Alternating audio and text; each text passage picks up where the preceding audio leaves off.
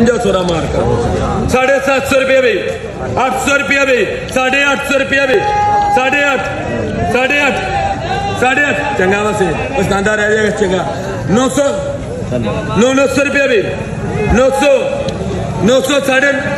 वो दस दिया कर यार 950 4 1000 रुपया